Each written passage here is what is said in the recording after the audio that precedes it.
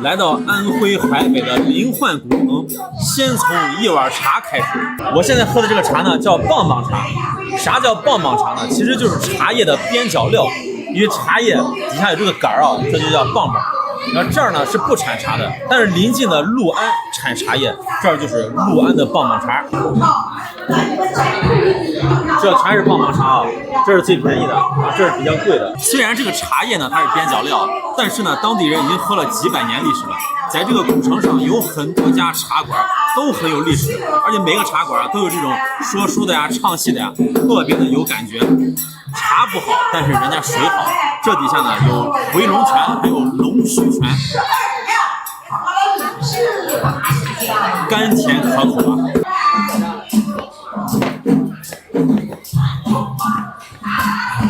在以前的时候，这个茶馆呢不仅能喝茶，还有其他的作用。啥作用呢？有句话是这么说的：大事去衙门，小事呢来茶馆。啥意思？比如说婆媳吵架，夫妻干仗，老婆打小孩，还有妯娌之间闹矛盾，这不是一个女的，反正就是有啥琐碎的事来到这儿呢，有一些老人家乡里乡亲的帮着你断个案。你看这个茶馆里头有很多当地的老人家，就老爷爷老奶奶，然后这些人呢在这喝茶就跟上班一样，一天不来就浑身难受。但是呢在当地有一个约定俗成的规矩，比如说阿星老了，我是个老头，我要3天没来啊，我肯定要通知一下我这些老伙计。为啥呢？3天不来，你超过3天啊，人家都以为你走了，等着到你家吃席呢。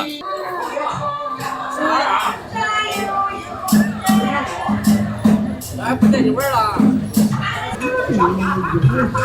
这个茶劲儿太大了，喝的我都醉茶了，感觉晕乎乎的。尝尝临滙烧饼、马蹄烧饼，一个多少钱？1块钱一个。哦，1块钱给我来俩。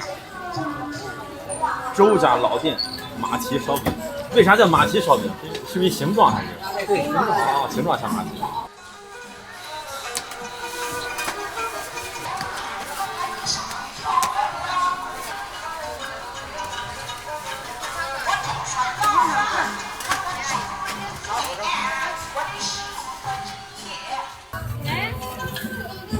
找个带走。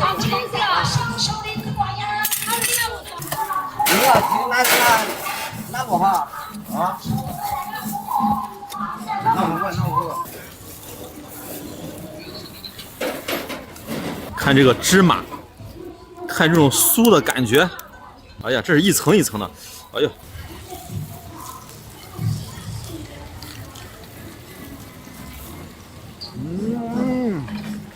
哇，要了亲命了，1块钱就可以要个亲命，太好吃了，很咸，猪油、葱花，然后椒盐的这种咸味儿，哇，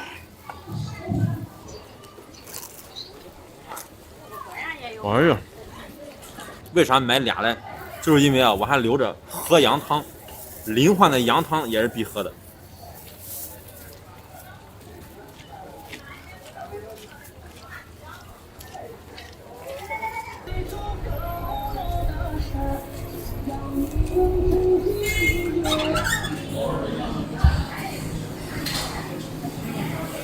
好的，来个麻辣羊拐，再来一个羊汤。一个羊拐，1碗羊汤。1碗羊拐。你别看这家店的门脸不大啊，然后上面写着百年老字号，而且是有认证的，安徽老字号的认证。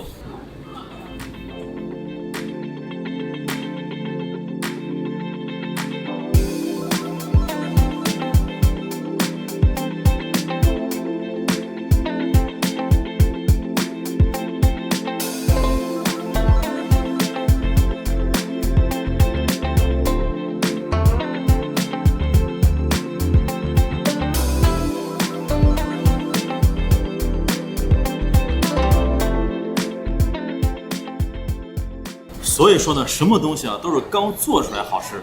你看刚出炉是酥酥脆脆的，这拿了一路呢，5分钟就变软了。尝尝这个百年老店的羊汤，一片一片的羊肉，然后呢香菜。这个底下有意思啊，是这样的粉皮儿，你看，一般都是粉丝，它这个是宽粉皮儿。这个羊汤一看就到位，炖的是有点发白的这种感觉，应该是熬了很久。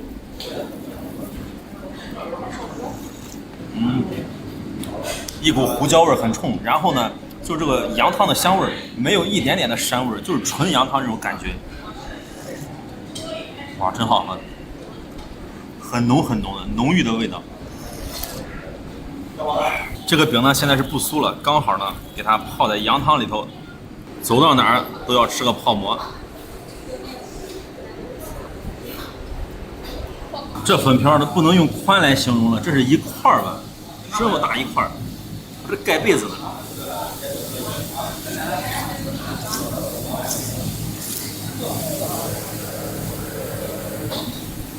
这么好的肉呢，不能浪费啊！这个烧饼还有一种吃法，你看这多好，烧饼加羊肉，能不好吃吗？啊，这么一折叠，哇，妙在其中啊！哎呀，你就说有多好吃啊！好吃到这店都爆了，直接停电了，跳闸了，好吃到跳闸。中午吃饭人太多了，你看这大哥。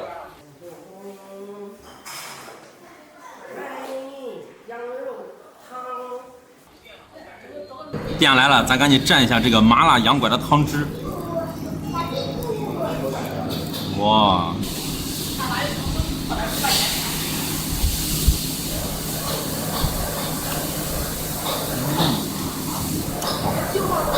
好吃，看来啊，这皖北地区啊，每天都要腌死几张饼，使劲腌。淮北人啊，就是烧饼杀手。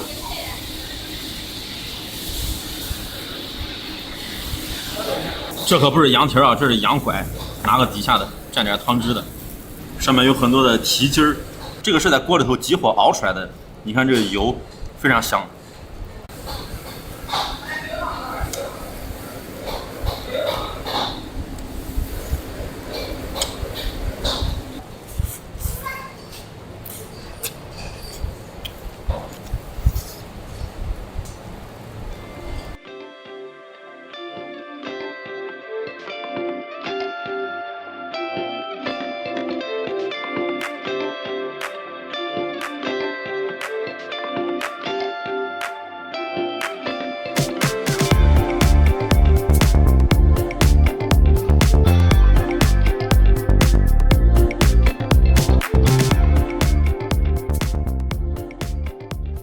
在淮北呢有一个美食啊，它是一个早餐，但是我要给你说，你肯定不觉得它是早餐，就是凉皮儿。而且当地人吃这个凉皮儿呢，早上6点钟起来就要排队。作为一个陕西西安人啊，从小吃凉皮儿的，我就感觉，哎呀，匪夷所思。如果这个消息我琢磨让秦镇人听到啊，就是陕西秦镇米皮儿的发源地啊，这老秦人啊就纳闷了，这淮北人这么丧心病狂吗？我现在来到了淮北的睢溪县，这个睢溪县呢有很多有名的面皮店啊。今天咱吃这家西关赵丽面皮，你看一大早的排队。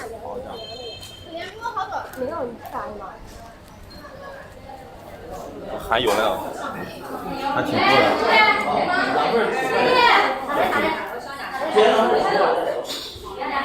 排到头了，在这排着。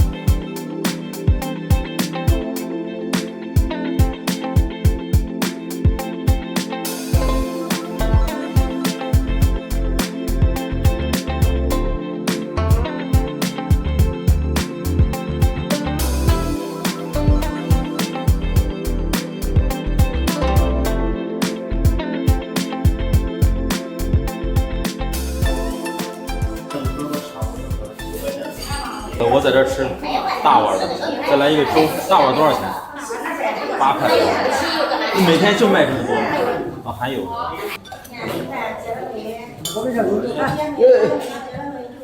这碗排队不容易啊，这么多辣椒。这是蛋麻糊是吧？这碗粥，那个豆子哈。这个凉皮啊，绝对刷新了我对以往凉皮的认知。1碗8块，量非常的多，这个汤汁呢也很多。你只要说你能吃辣，你说给我多来点辣椒，好家伙，恨不得把这给你铺满。先别看面皮啊，你就看这些辣椒，这些辣椒值几块钱，你就说。先给它拌匀，太香了！我一拌啊，这个辣椒的香味扑鼻而来。哇，看这个红油蘸在这个面皮上，而且感觉这个面皮特别的筋道。底下还有豆芽，还有面筋。它这个豆芽呢是小豆芽。以前老听说这个社会太卷了，我要躺平。今天来到淮北啊，你看这吃早餐这个卷的劲儿，8、9点就卖完了，而且是吃个凉皮儿，哎呦，太厉害太厉害，卷成啥了都。我要生活在这儿，起晚了连个面皮都吃不上。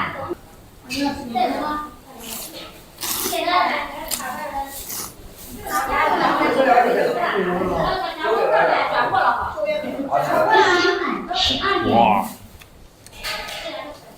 果然是好吃，果然是好吃，不一样不一样。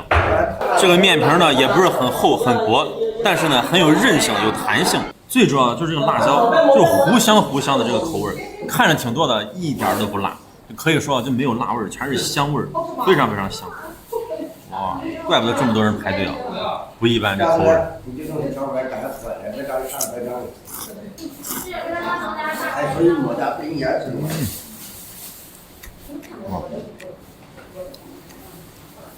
一口下去就上瘾了。我要住在这儿，我也去祈祷排队。好吃好吃，还有豆芽。这个调料水呢也很多，你看。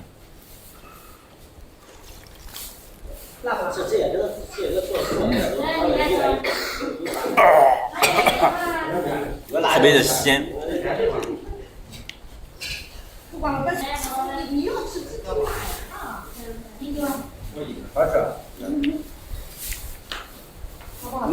有的朋友就好奇了，为啥淮北地区啊也吃凉皮儿？这不是陕西的美食吗？其实啊，这个凉皮啊就相当于牛肉面，啥意思啊？比如说最有名的就是兰州牛肉面，对吧？但是在全国各地啊，每一个省啊都有牛肉面，是不是？这个凉皮也是一样的。所以说啊，你看有点陕西的朋友就说了啊，外地放黄瓜的我不吃，什么放芝麻酱的我不吃。我跟你说，外地的朋友可能会跟你说一句，没有香菜就不是那个味儿。在当地吃这个面皮啊，要配个热粥，这个粥啊也叫蛋麻糊，人家当地啊叫地锅粥，是豆面的。我这个江米配小米配黄豆。哦，江米、小米、黄豆，哎，哇，好香好香。啊，接着上锅煮，哦，炸不了。本来啊，我是没点这个，我看见很多人啊都配这个喝，快没了，见底儿了，抢手货，好喝好喝好喝，香的很。放点这个好吃。来个面筋，又上了一屉。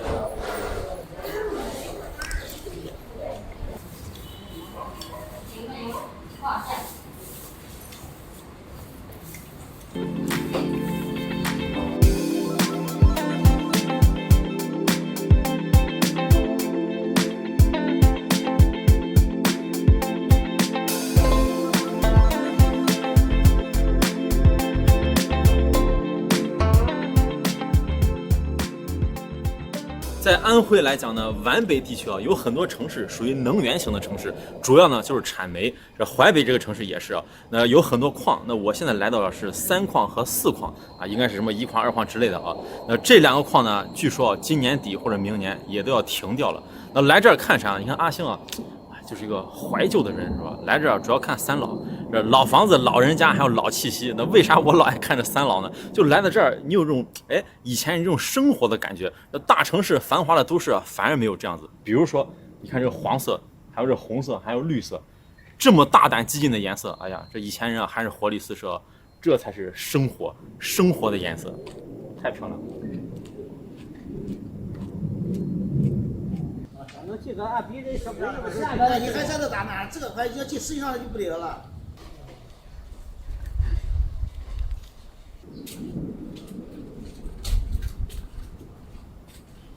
这都是矿区的家属楼啊，这可真是以前的老房子，1、2、3层的，4单元，你就看这有多低。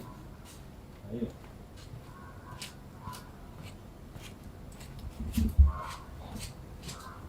哎呦！这可都是历史的见证啊！这薄薄的我都不敢踩。算了，别上去了，再上去到人家家了。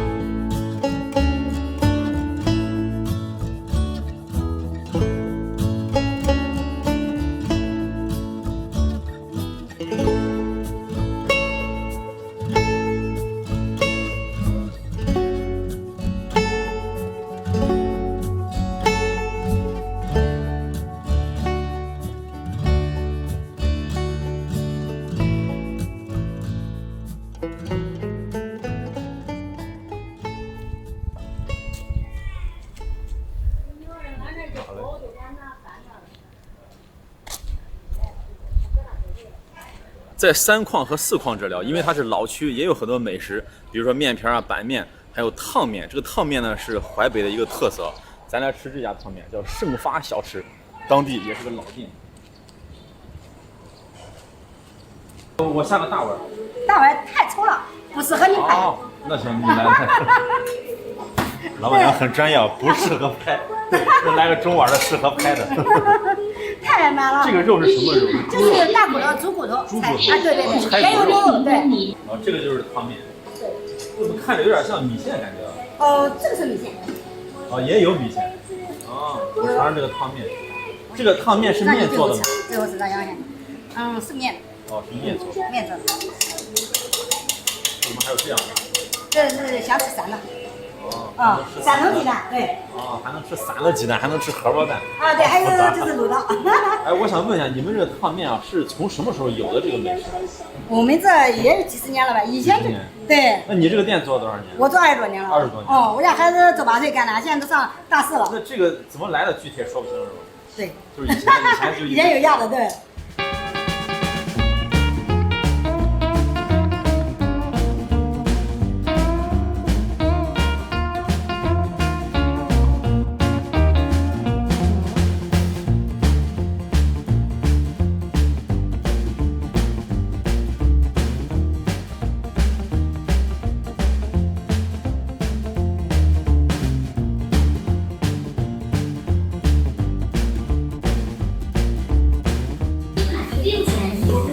盛发小吃天猫精灵关闭。最后一碗啊，哎呀，险些是吃不上。这大姐呢，刚才喊这个天猫精灵啊，就把这个流行音乐啊，乡村版流行音乐就关掉了，一下子整个世界都安静了。最普通的一碗汤面呢是5块7块，我这个好家伙太丰富了啊！人家一般人啊就加个蛋，然后加个肠，这叫标配。我呢是2个蛋1个肠，然后牛肉还有这个剔骨肉，2个蛋其中1个还是这样的荷包蛋，里头是糖心的，葱花底下就是烫面。看起来确实是有点像米线，然后呢还有点像米粉。这是大片的牛肉，这底下呢是剔骨肉，这剔骨肉里头呢还有一点这种脆骨，一定要拌充分啊，把底下这个羊油辣子拌开。这个面有意思啊，它是羊油的辣子，但是呢汤是猪骨汤，是不是大姐？对。猪骨汤和羊油辣子。这以前的时候吃面啊，就是要么是羊汤和羊油。不是所有人都能拿出那个羊油味，有的不喜欢吃，知道了吧？但是我以前吃的面啊，比如说是放羊油的，一般都是羊汤。那是这个是猪骨汤。如果你要弄羊肉汤的话，羊骨头或者人不是大部分人不吃的。就不吃了，有的人受不了这个。哎，对对，你说这个对着。先嗦一口面。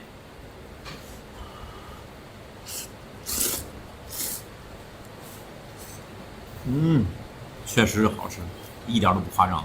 我没想到是这样的味道，它真的像米线。你说这不是拿米做的，还有点不相信。我觉得吃起来特别像米线米粉，尤其是一吸溜啊，有汤汁有辣椒，太爽了。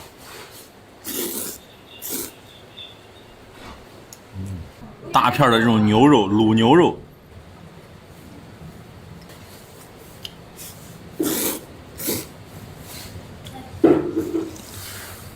从骨头上剔下来的整个的这种大脆骨，咯吱咯吱脆，还有剔骨肉，你吃的时候这种筋道的感觉啊，还有点像东北冷面那种口感，但是没有东北冷面那么筋道。我看到有人评论啊，在他家吃了很多年，后来很多年之后才知道吃的竟然是面，他以为一直是米线。泡了汤汁的这个糖心荷包蛋，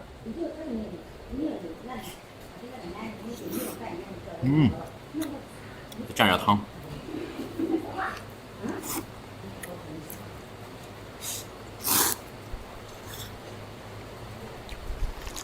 这个面条的这种质感口感真的和挂面是不一样的，就是有点那种弹弹的那种感觉。对，这个你可以给他拿一把，给他看一下。这个太特别了。拿一把给他看一下。有没有没泡过水的？对，拿一把。它是这个大哥说就是一个大铁桶子，然后旋转下来，但是呢中间还会加热，然后挤下来以后，这就是那样的。哦，对。知道。你去看毛一看给粉丝呢，对不对？给粉丝呢，确实是像，其实是面。对，它是面。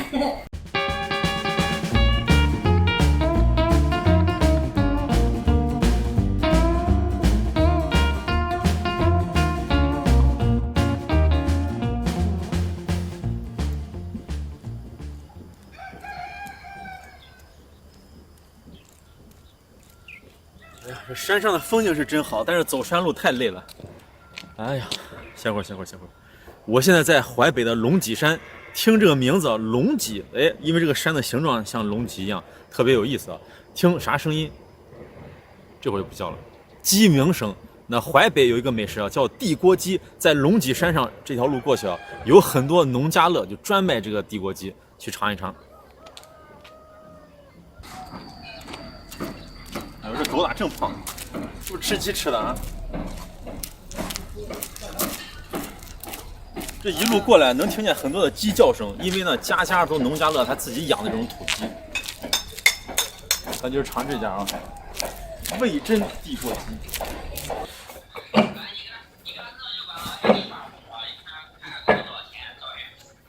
不要急，不要急，不要急。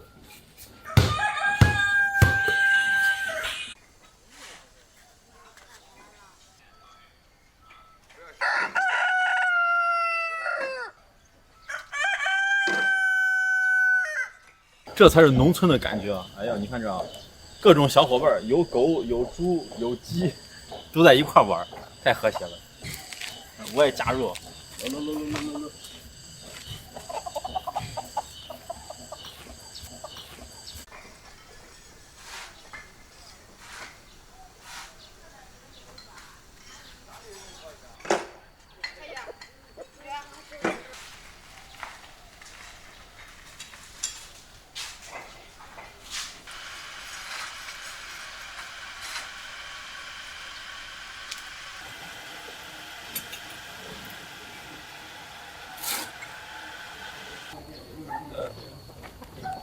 这个就是老鸡，你不尝的。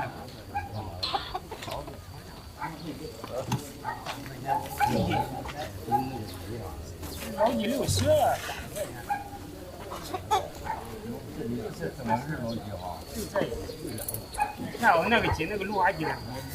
鹿娃鸡的成年的，这个鸡是2年能长不长，没有2年不能长。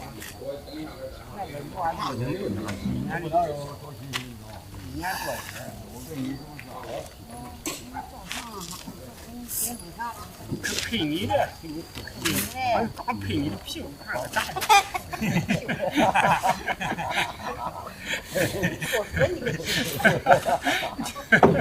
你怎么能配我？上不去。我这。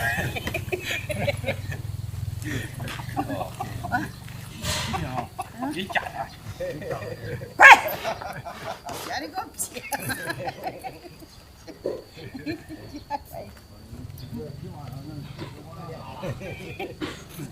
太开了。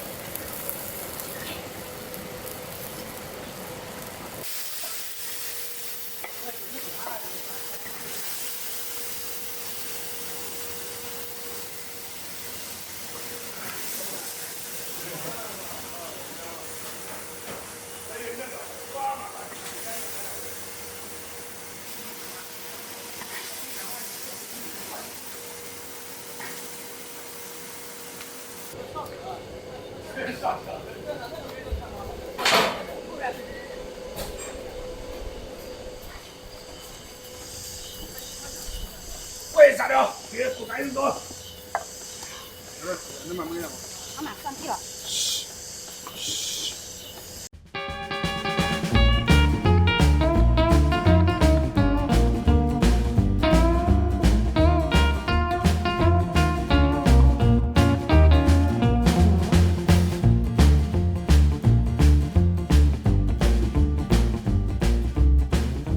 好，现在菜就上齐。地锅鸡、素菜，这个是地皮炒鸡蛋，这可不是菜啊，这就是刚才贴的饼子，太丰盛了。哎呀，闻见这个味儿的口水直流。你就看这个鸡有多好吃，这我还没吃呢，这俩狗啊，我感觉都在我周边啊转了3圈了，等着嘞。但是啊，这有鸡骨头是不是？咱不能给狗吃。看这一锅鸡肉，一个整鸡，这颜色，好家伙，这铁锅炖出来的啊，这感觉就是不一样。这第一口啊，我得找最好吃的。看啥最好吃？就这个部位最好吃。我先蘸点汤。这个鸡拐啊，皮很薄，然后肉质呢特别的紧实。反正我个人觉得这块肉是最好吃的。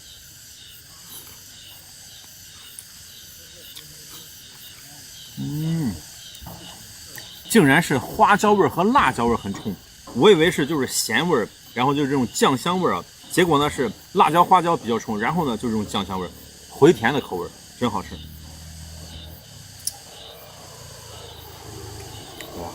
这个汤汁啊，你就别说吸这个饼了，拌面拌米饭，这拌咸底子蘸卫生纸都好吃。哎呀，来这块儿，往下就滴着汤汁儿。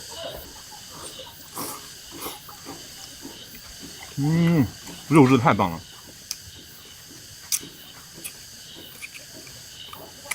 好吃好吃。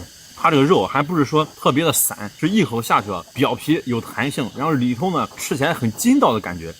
这里头呢不仅是鸡啊，还有当地的这种野蘑菇。这个野蘑菇呢颜色本身就是这种黑褐色的，就是在龙脊山上生长的。而且我听这个店家说，不仅是这个颜色，还有红的，还有黄的，还有白的，各种各样的蘑菇。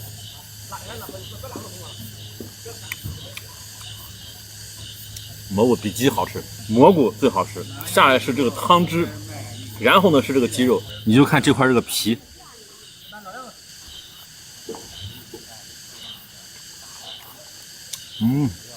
要了亲命了，太香了。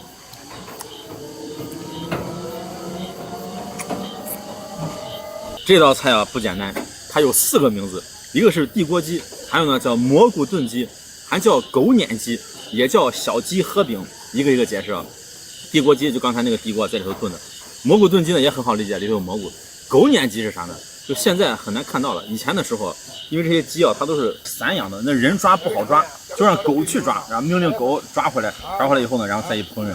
但是现在呢没有这么抓的，为啥？毕竟啊这个狗咬过这个鸡啊，有的人感觉不是很卫生，不是很干净，现在不撵了，现在就这么做。然后还有呢叫小鸡喝饼，小鸡喝饼就上面有些饼子，可能是这个鸡汤，然后喝在这个饼子里头，叫小鸡喝饼。好家伙，这真是农家乐啊！这吃着吃着，这羊下班了，这会儿上班的时候在这山上吃草，现在刚下班。这个小鸡喝饼呢，还衍生出来啊，当地说的一个很好玩的土话，就是大人啊吓唬小孩要打小孩的时候，就说你想不想喝饼了？打巴掌就是扇一下子啊，叫喝饼。为啥呢？就是你贴饼子的时候，就拿这个手往上贴的，喝饼。阿星也挨一巴掌，不是？阿星也喝个饼啊。他这个呢是已经蘸过汤了，咱再蘸点，一定要裹满了这个汤汁。这个饼呢看起来是死面的。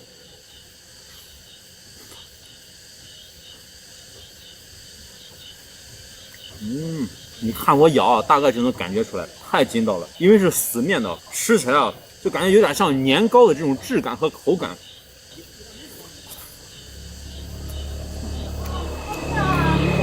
太过瘾了。再泡一个饼，往这一放，把这个扒开，汤汁给它泡满。哇，你看这个颜值，馋人不馋人？想吃啊，想吃赶紧火锅下。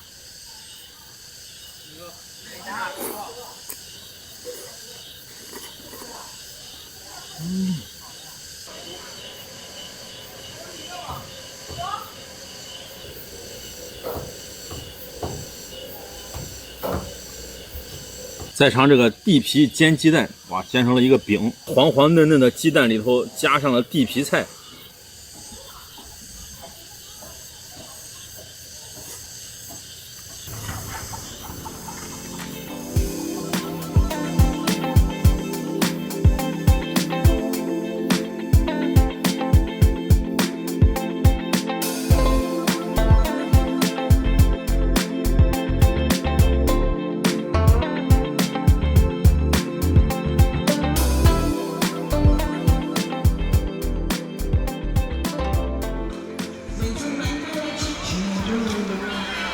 还是要坚强的身体，不可消动，至少你还有我。